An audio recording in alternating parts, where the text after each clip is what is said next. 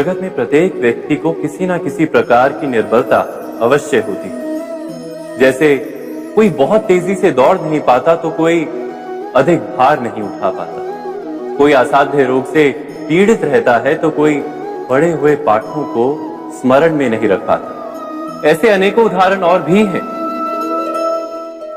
क्या आप किसी ऐसे व्यक्ति को जानते हैं जिसे सब कुछ प्राप्त हो और हम जीवन की उस एक निर्बलता को जीवन का केंद्र मानकर जीते हैं? इस कारणवश हृदय में दुख और असंतोष रहता है सदा। निर्बलता मनुष्य को जन्म से अथवा संजोग से प्राप्त होती है, किंतु उस निर्बलता को मनुष्य का मन अपनी मर्यादा बना लेता है। किंतु कुछ व्यक्ति ऐसे भी होते हैं जो अपने पुरुषार्थ और श्रम से उस निर्बलता को पराजित कर देते हैं। क्या भेद है उनमें और अन्य लोगों में? क्या आपने कभी विचार किया है? सरल सा उत्तर है इसका। जो व्यक्ति निर्बलता से पराजित नहीं होता, जो पुरुषार्थ करने का साहस रखता है हृदय में, वो निर्बलता को पार कर जाता है। अर्थात निर्बलता अवश्य ईश्वर देता है, किंतु मर्यादा मनुष्य का मन ही निर्मित करता है। स्वयं विचार कीजिए।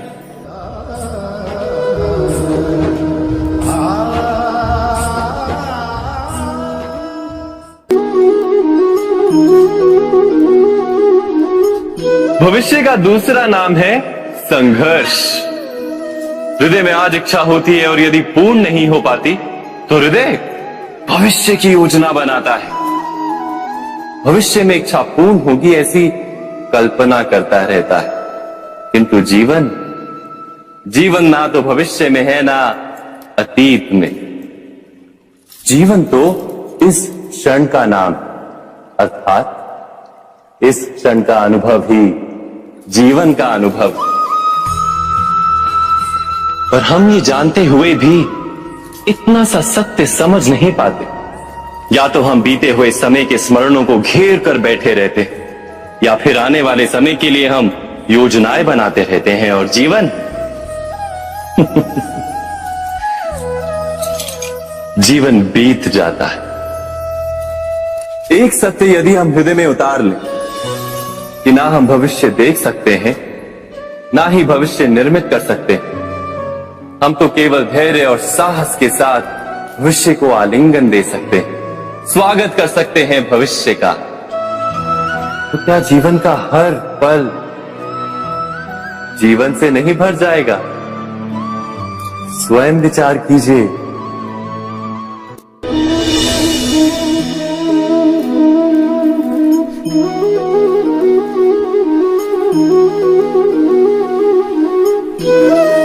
ज्ञान प्राप्ति सदा ही समर्पण से होती है, यह हम सब जानते हैं।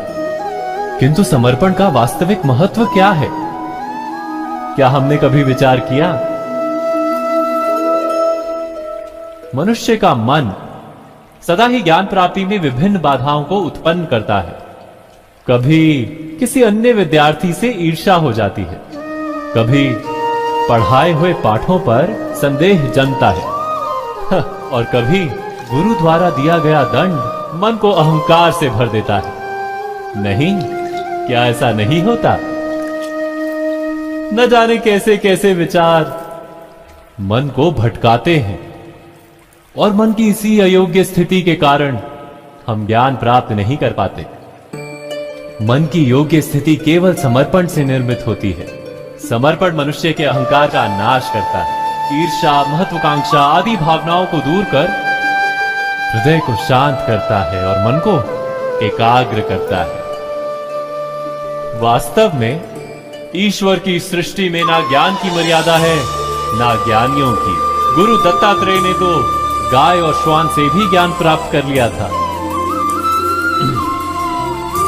अर्थात विषय ब्रह्म ज्ञान का हो या जीवन के ज्ञान का या गुरुकुल में प्राप्त होने वाले ज्ञान का, उसकी प्राप्ति के लिए गुरु से अधिक महत्व है उस गुरु के प्रति हमारा समर्पण।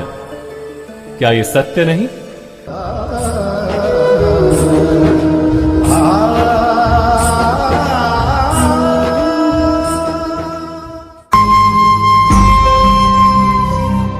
प्रत्येक मनुष्य के जीवन में ऐसा क्षण अवश्य आता है जब सारे स्वप्न, सारी आशाएं, सारे दृश्य ध्वस्त हो जाते हैं। जीवन के सारे आयोजन ही बिखर जाते हैं।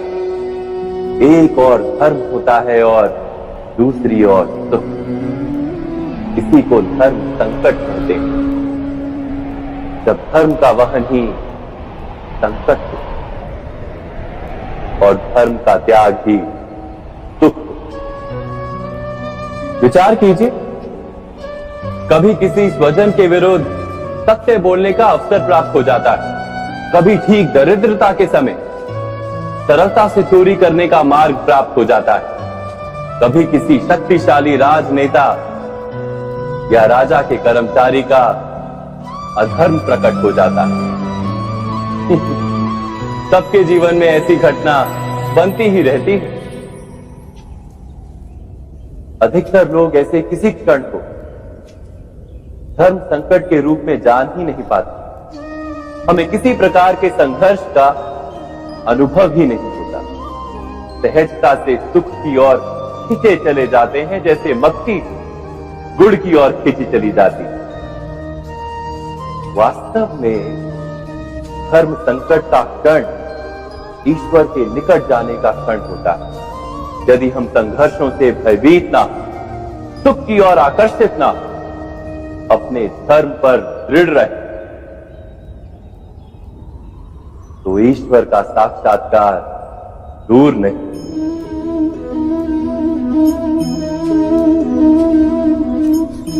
पवन से युद्ध करने वाला पत्ता यदि पेड़ से गिरता है तो भी आकाश की ओर उठता है। पवन से झुकने वाली घास वही भूमि पर रह जाती है। अर्थात धर्म संकट से यदि हम संकट को ही टाल दें तो सुख तो मिलता है, जीवन बढ़ता है, किंतु क्या चरित्र नहीं टूटता? क्या आत्मा दरिद्र नहीं हो जाती? क्या ईश्वर से अंतर नहीं हो जाता? स्वयं विचार कीजिए। दो व्यक्ति जब निकट आते हैं तो एक दूसरे के लिए सीमाएं और मर्यादाएं निर्मित करने का प्रयत्न अवश्य करते हैं। हम यदि सारे संबंधों पर विचार करें तो देखेंगे कि इन सारे संबंधों का आधार यही सीमाएं हैं जो हम दूसरों के लिए निर्मित करते हैं। और यदि अनजाने में भी कोई अन्य व्यक्ति इन सीमाओं को तोड़ता है तो उसी क्षण हमारा हृदय क्रोध से भर जाता है। इन सीमाओं का वास्तविक रूप क्या है? क्या हमने कभी विचार किया? सीमाओं के द्वारा हम दूसरे व्यक्ति को निर्णय करने की अनुमति नहीं देते। अपना निर्णय उस व्यक्ति पर थोपते हैं, अर्थात किसी की स्वतंत्रता का अस्वीकार करते हैं। और जब स्वतंत्रता का अस्वीकार किया जाता है तो उसका हृदय दुख से भर जाता है। और जब वो सीमाओं को तोड़ता है तो हमारा हृदय क्रोध से भर जाता है। क्या ऐसा नहीं होता?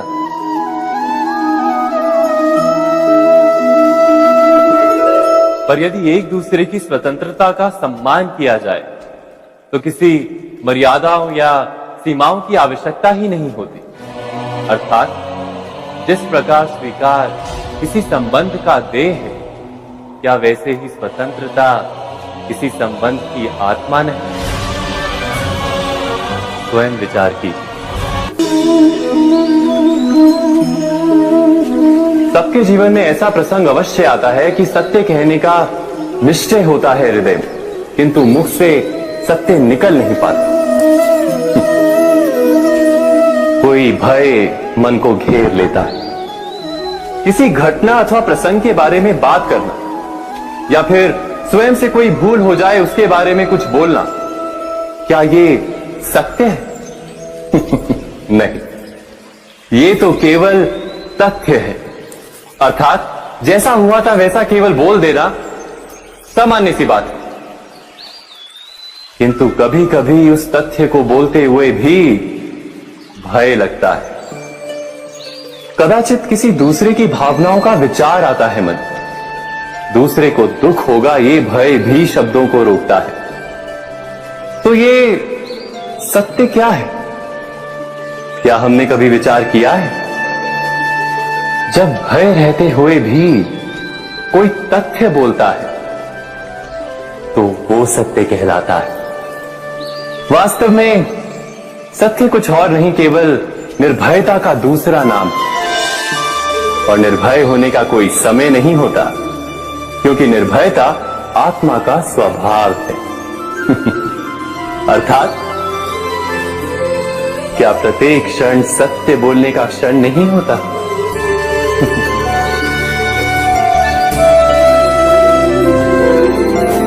स्वयं विचार कीजिए।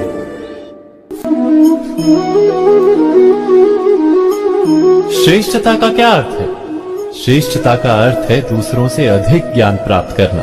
अर्थात मूल्य इस बात का नहीं कि स्वयं कितना ज्ञान प्राप्त किया, मूल्य इस बात का है कि प्राप्त किया हुआ ज्ञान अन्य लोगों से कितना अधिक है। अर्थात श्रेष्ठता की इच्छा ज्ञान प्राप्ति को भी एक स्पर्धा बना देती है। और स्पर्धा में विजय अंतिम कब होती है?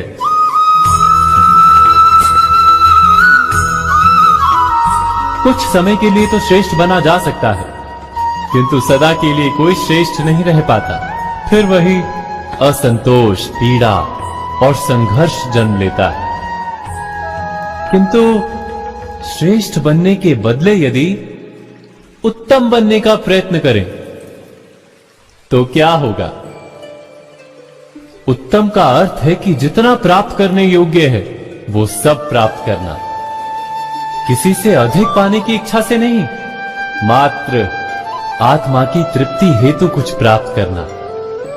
उत्तम के मार्ग पर किसी अन्य से स्पर्धा नहीं होती, स्वयं अपने आप से स्पर्धा होती है। अर्थात उत्तम बनने का प्रयत्न करने वाले को देर अबेर सारा ज्ञान प्राप्त हो जाता है, बिना प्रयत्न के ही वो श्रेष्ठ बन जाता है।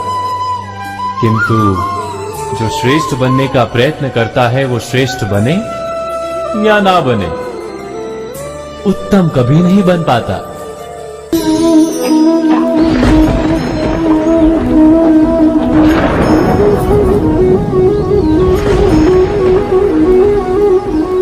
सपनों और पूर्वाभासों के आधार पर हम भविष्य के सुख दुख की कल्पना करते हैं। भविष्य के दुख का कारण दूर करने के लिए हम आज योजना बनाते हैं।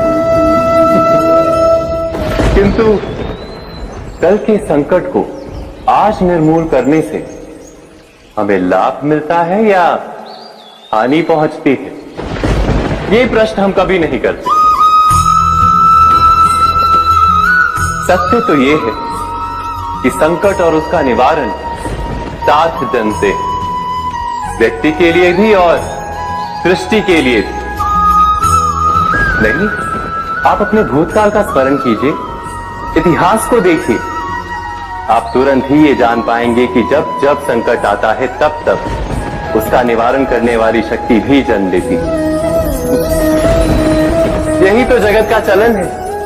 वस्तुतः संकट ही शक्ति के जन्म का कारण है। प्रत्येक व्यक्ति जब संकट से निकलता है तो एक पद आगे बढ़ा होता है, अधिक चमकता है, आत्मविश्वास से अधिक भरा होता है, न केवल अपने लिए अपितु विश्व के लिए भी। क्या ये सत्य नहीं? वास्तव में संकट का जन्म है एक अवसर का जन्म, अपने आप को बदलने का, अपने विचारों को ऊंचाई पर करने का अवसर, अपनी आत्मा को बलवान और ज्ञान मंडित बनाने का अवसर। जो ये कर पाता है उसे कोई संकट नहीं होता, किंतु जो ये नहीं कर पाता वो तो स्वयं एक संकट है विश्व के लिए। विचार कीजिए।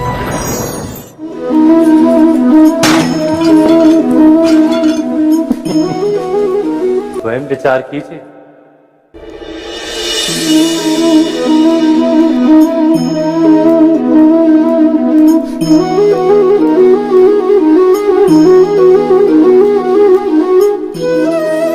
जीवन का हर क्षण निर्णय का क्षण होता है। प्रत्येक पद पर दूसरे पद के विषय में कोई निर्णय करना ही पड़ता है और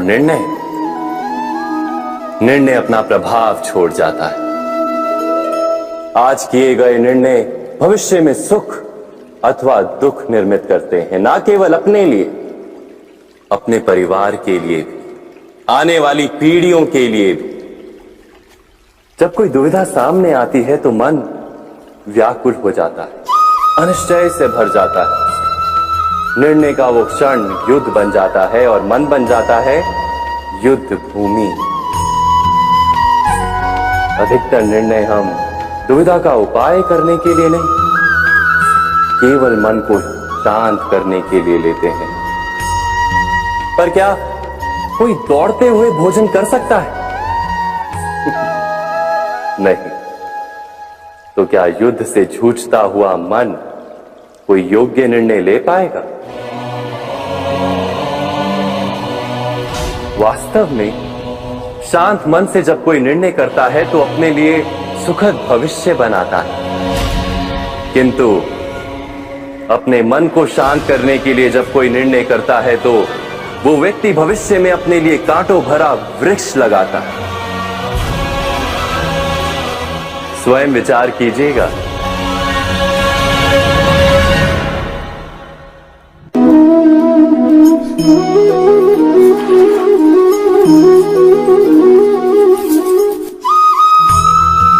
जीवन में आने वाले संघर्षों के लिए जब मनुष्य स्वयं को योग्य नहीं मानता, जब उसे अपने ही बल पर विश्वास नहीं रहता, तब वो सद्गुणों को त्याग कर दुर्गुणों को अपनाता है। वस्तुतः मनुष्य के जीवन में दुर्जनता जन्म ही तब लेती है जब उसके अंतर में आत्मविश्वास नहीं होता। आत्मविश्वास ही अच्छाई को धारण करता है। ये आत्मविश्वास है क्या?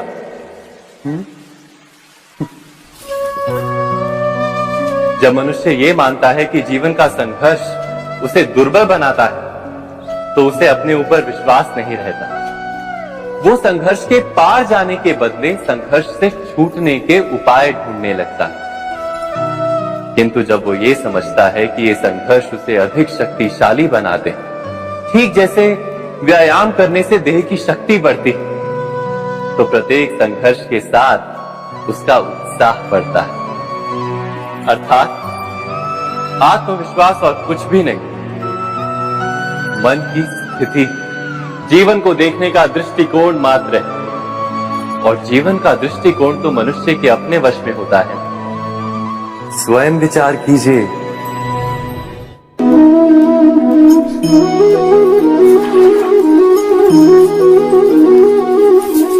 पिता सदा ही अपने संतान के सुख की कामना करते, उनके भविष्य की चिंता करते रहते। इसी कारणवश सदा ही अपने संतानों के भविष्य का मार्ग स्वयं निश्चित करने का प्रयत्न करते रहते।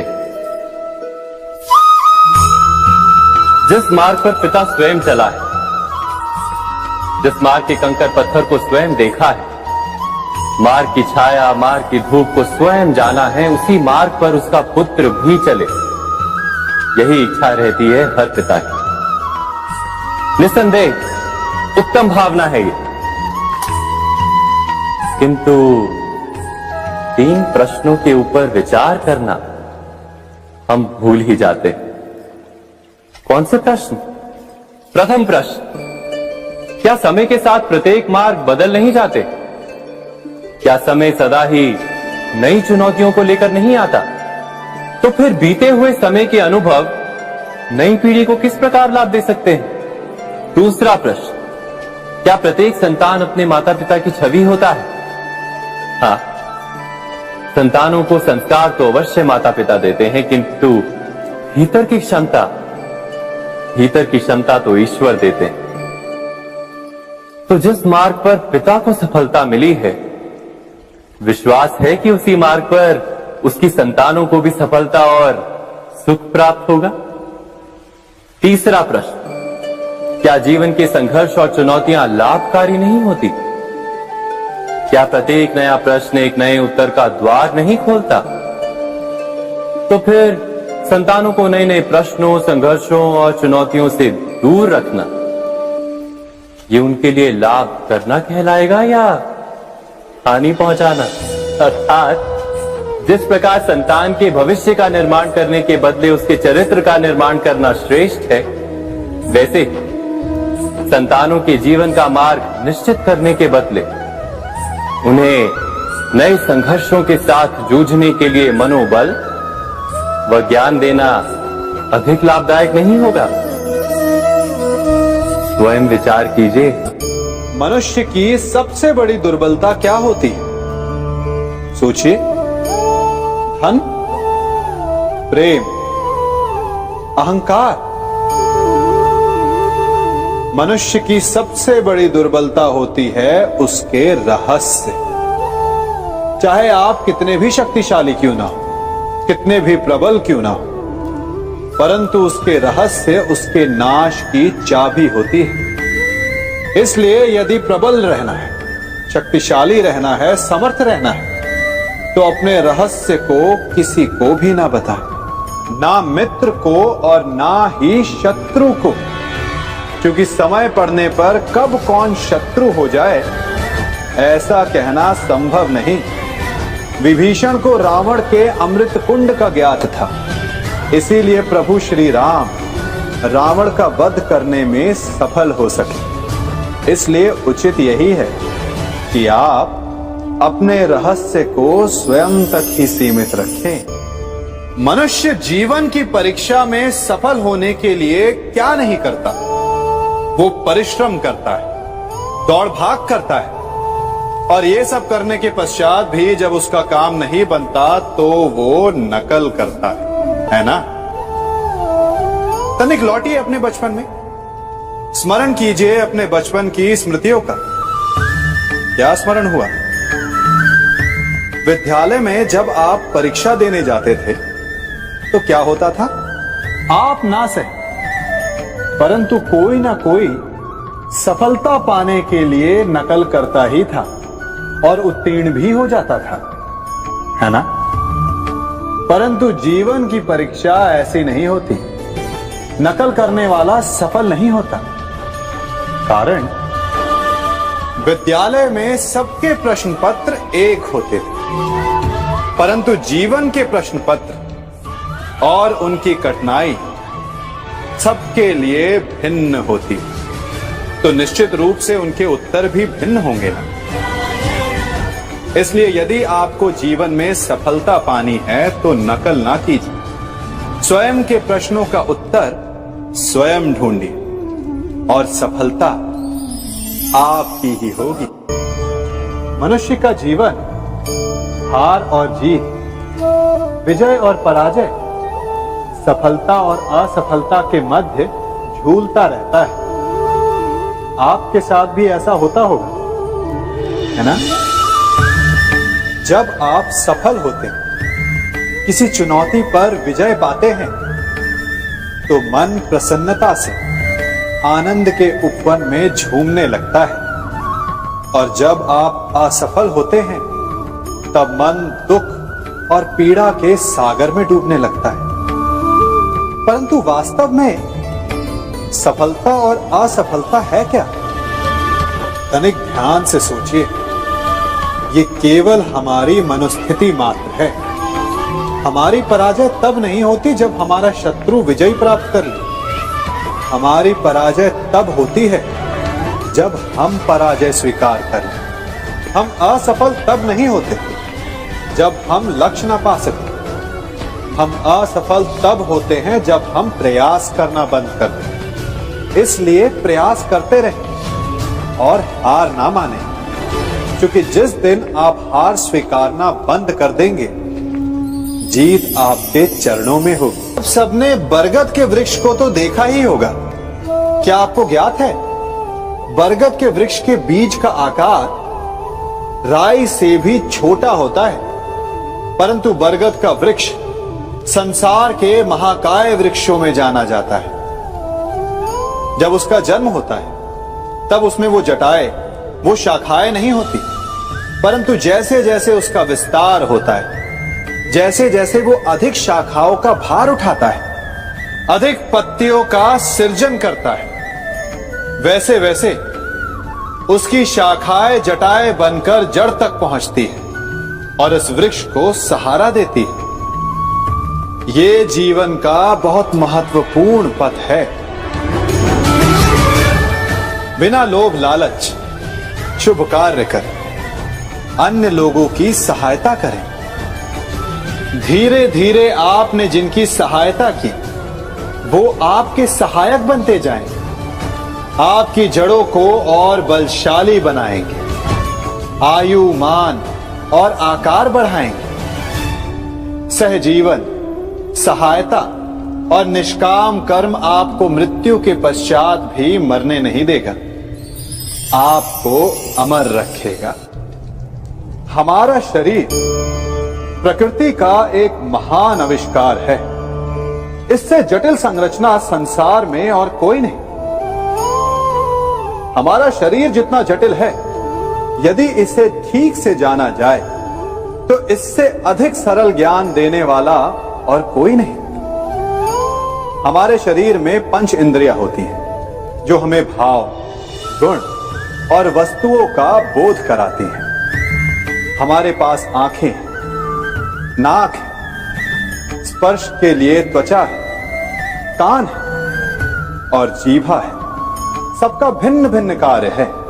आंखों से देखना, कानों से सुनना, नथनों से श्वास लेना, त्वचा से स्पर्श करना और जीभा से स्वाद लेना। परंतु क्या आपने कभी सोचा कि प्रकृति ने हमें 2 आंखें दी, 2 नथने दी, 2 कान दी, स्पर्श के लिए ये पूरा शरीर दी, परंतु जीभा केवल 1 दी?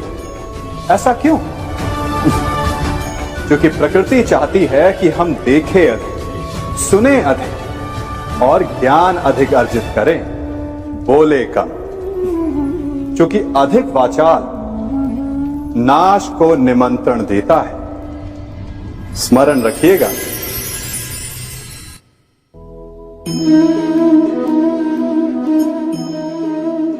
ये सदा यही कहते आए कि यदि आगे बढ़ना है तो अपनों का साथ दो।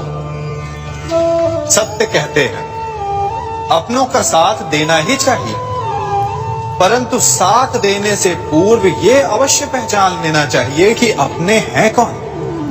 क्या अपने वही होते हैं जिनके साथ हमारा रक्त संबंध होता है, या अपने मित्र? अपने वो होते हैं जो हमें सद्कार्य के लिए प्रेरित करें, हमें आगे बढ़ाएं, हमारा साथ दें। और वो जिनका साथ देने से समाज का नाश, धर्म की हानि, वो सगे हो करके भी सगे नहीं होते।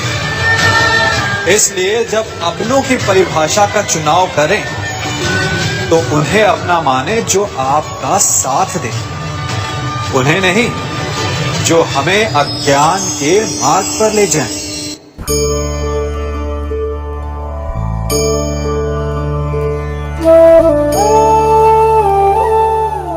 आप जिनसे प्रेम करते हैं सदा उनके समीप रहना चाहते हैं, नहीं चाहते कि कभी अपनों से दूर होना पड़े, बिछड़ना पड़े। परंतु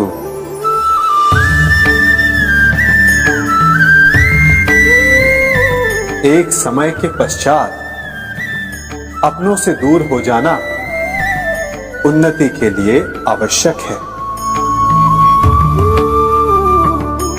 आप माता पिता हैं। यदि आप अपनी संतान के जीवन के हर पग पर उनका मार्गदर्शन करते रहेंगे तो आपकी संतान स्वयं मार्ग चुनना कैसे सीखेगी? मार्ग के कांटों से स्वयं को बचाना कैसे सीखेगी? इसीलिए एक समय के पश्चात अपनों से बनाई गई दूरी सदा लाभदायक रहती है। आज मैं आप सबको एक कथा सुनाता हूं। एक दिन प्रातः एक व्यापारी अपने घर से निकला। घर से निकलते ही एक बिल्ली ने उस व्यापारी का मार्ग काट दिया।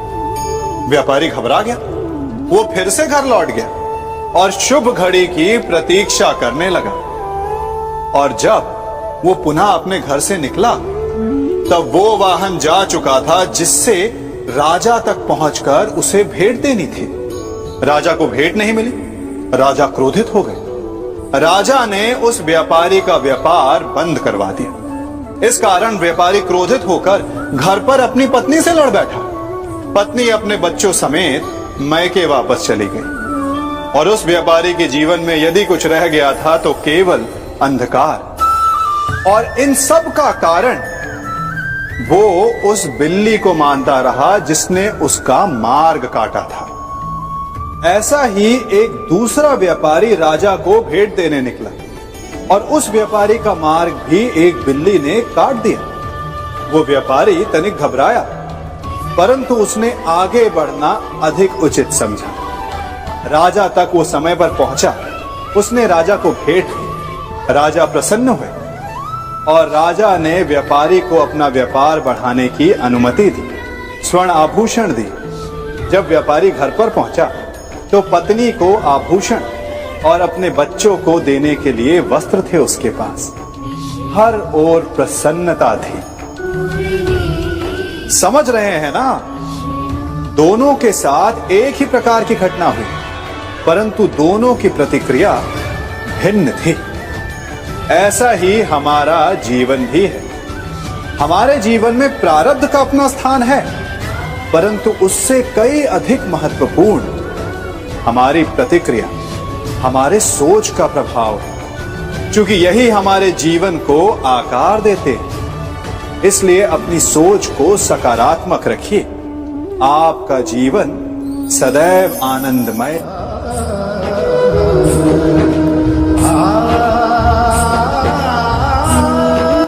हम सभी अपने जीवन में कोई ना कोई कार्य करते हैं।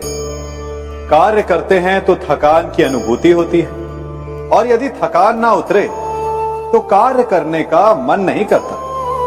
हम आशा करते हैं कि कदाचित एक दिन में 24 के स्थान पर 26 घंटे होते तो आराम करने के लिए हमें और अधिक समय मिल जाता। हमें ऐसा अनुभव होता है कि हम बहुत अधिक कार्य कर रहे हैं, है ना? परंतु क्या आपने कभी सोचा है कि जो लोग संसार में सफल हैं उनके पास भी सफल होने के लिए दिन में केवल 24 घंटे थे?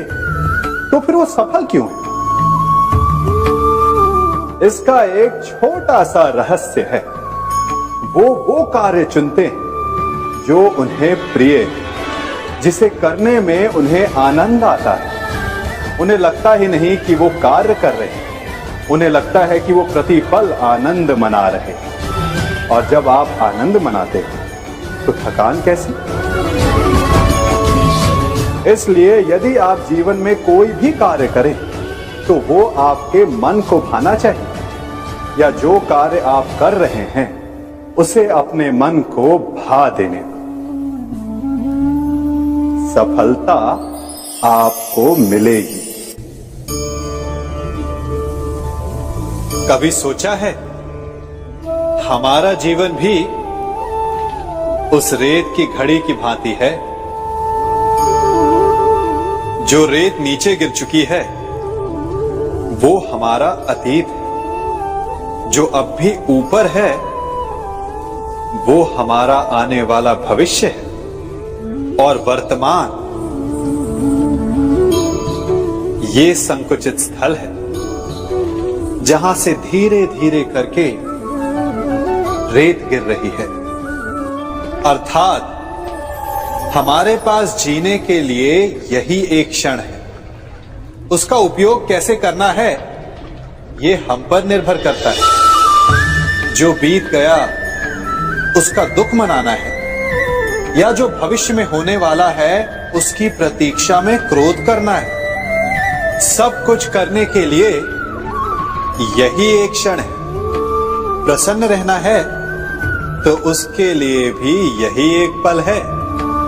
प्रतीक्षा करते रहोगे तो ये पल भी भूतकाल में बदल जाएगा। इसलिए आनंद के लिए, परोपकार के लिए प्रतीक्षा ना कीजिए, आपके पास जो पल है उनका भरपूर सदुपयोग कीजिए, क्योंकि इस घड़ी को पलटकर आप फिर से समय अवश्य गिन सकते हैं, परंतु अपना बीता हुआ समय आप वापस नहीं लौटा पाएंगे। मनुष्य भी बड़ा विचित्र प्राणी है। अपनों से नीचे के स्तर के लोगों को वो हे दृष्टि से देखता है, उनका उपहास उड़ाता है, उनसे बार बार कहता है कि तुम्हारा कुछ नहीं हो सकता, तुम भविष्य में कुछ नहीं कर पाओगे।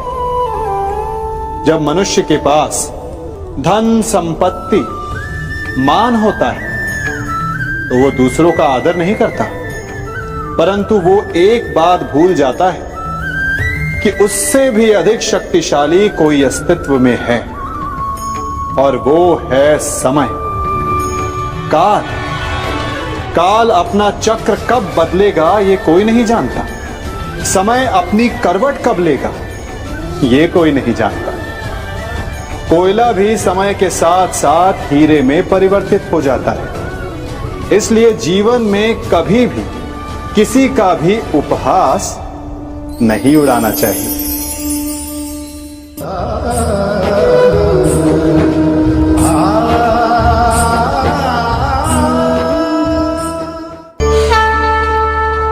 गर्व, अभिमान और अहंकार, ये तीनों सुनने में एक जैसे लगते हैं, परंतु तीनों का अर्थ भिन्न होता है और परिणाम भी। तीनों का आरंभ प्रेम से होता है।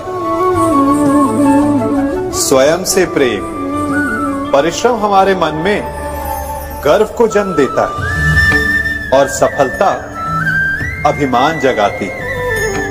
यहां तक ठीक है, परंतु जब ये भावना अहंकार बन जाती है तब वो समस्या बन जाती है, क्योंकि सबसे बुरा अंत अहंकारी का ही होता है।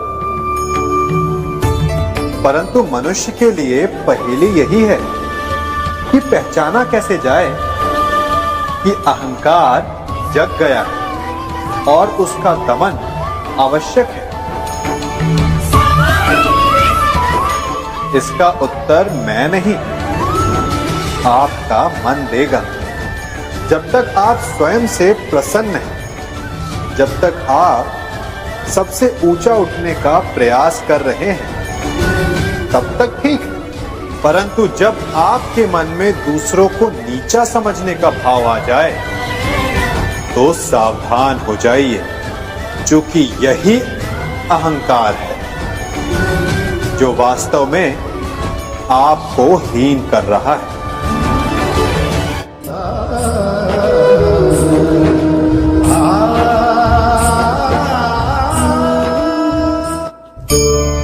आज मैं आप सबको एक कहानी सुनाता हूं। एक दिन गोकुल में दो व्यापारी आए।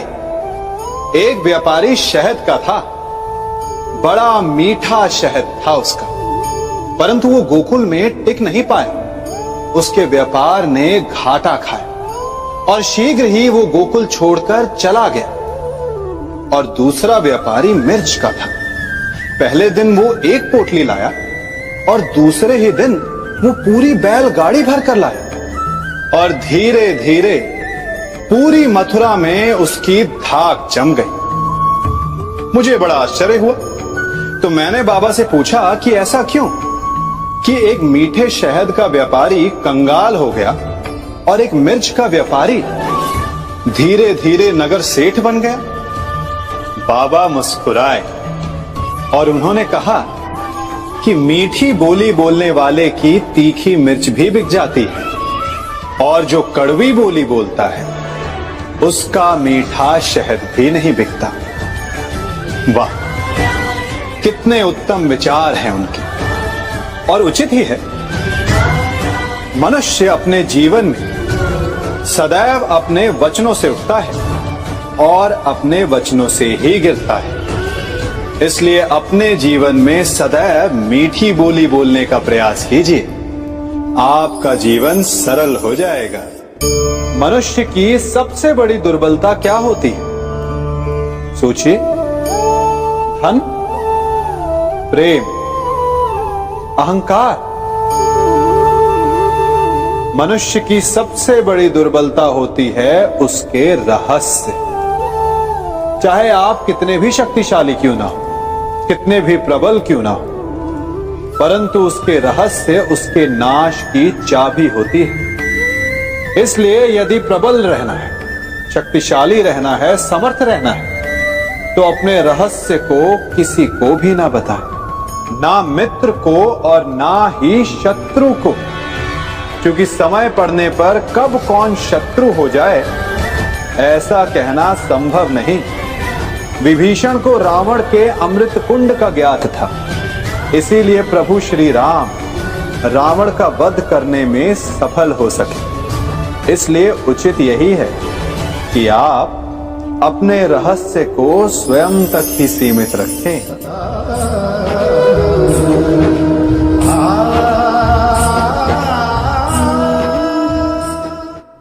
युवा अवस्था भी हमारे जीवन का कितना सुंदर काल होता है ना।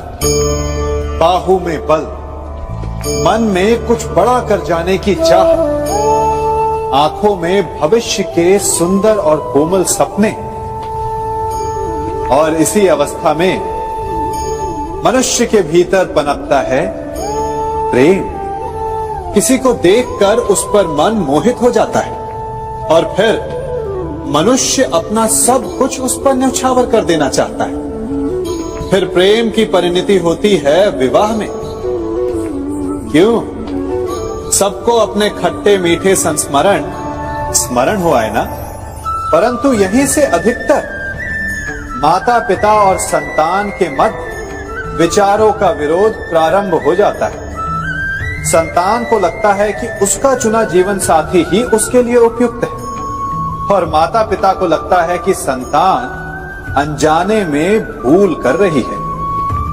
संतान का तर्क होता है कि उसे विवाह किससे करना है, ये उसका अधिकार है। और माता पिता का तर्क ये होता है कि अब भी जीवन साथी चुनने की समझ संतान में है ही नहीं। तो इस अवरोध को काटा कैसे जाए, उचित निर्णय कैसे लिया जाए?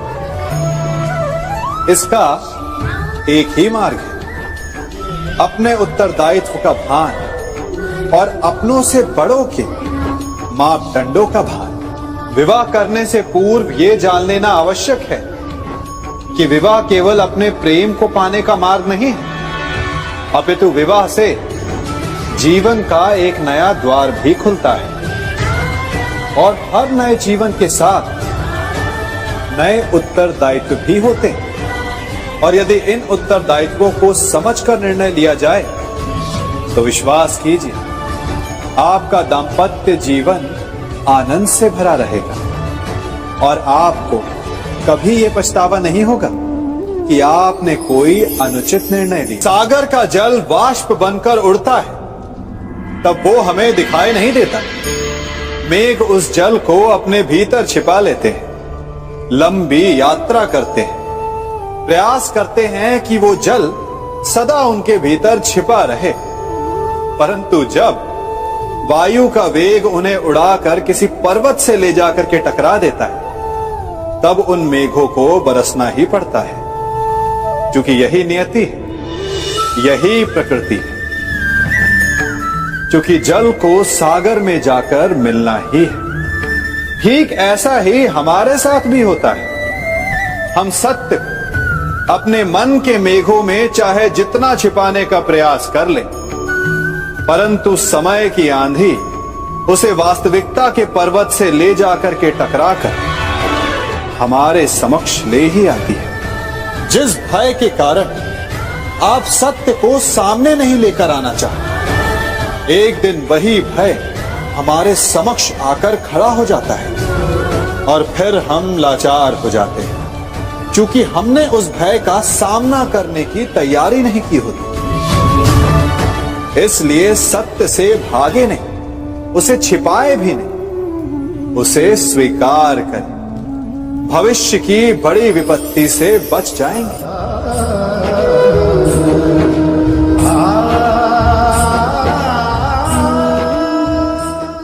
कभी कभी आप सबके जीवन में एक ऐसी विचित्र समस्या अवश्य आती है कि शक्तिशाली के समक्ष मौन हो जाओ। कि उस शक्तिशाली से विवाद करने से बचने के लिए आप मौन रह जाते। मानता हूं, ऐसा करने से आप एक विवाद से बच जाते, एक संघर्ष से बच जाते, परंतु ऐसा बचाव एक बड़े संघर्ष को जन्म दे देता है। कैसे? हमारा मौन रहना अनजाने में उसका समर्थन बन जाता है और वो स्वयं को अधिक शक्तिशाली अनुभव करता है और यहां से हमारा दमन प्रारंभ हो जाता है। एक के बाद एक हम अन्याय में अनचाहे रूप से सम्मिलित होते चले जाते हैं। तो इसका तोड़ क्या है? ये समझने के लिए ये जानना आवश्यक है कि ऐसी कौन सी बात है जो आपको विरोध करने से रोकती है। ये सामने वाले की शक्ति नहीं जो आपको रोकती है, ये आपके भीतर छिपा भय है जो आपको रोकता है। हाँ, कभी कभी भय आपकी सुरक्षा अवश्य कर सकता है, परंतु साथ साथ ये भी जानना आवश्यक है कि ये भय ही है जो आपको मौन भी रखता है। इसलिए अपने मन से भय को निकालिए और खुलकर अनीति का, अन्याय का विरोध कीजिए और फिर देखिएगा आपका मन कितना मुक्त, कितना हल्का अनुभव करेगा।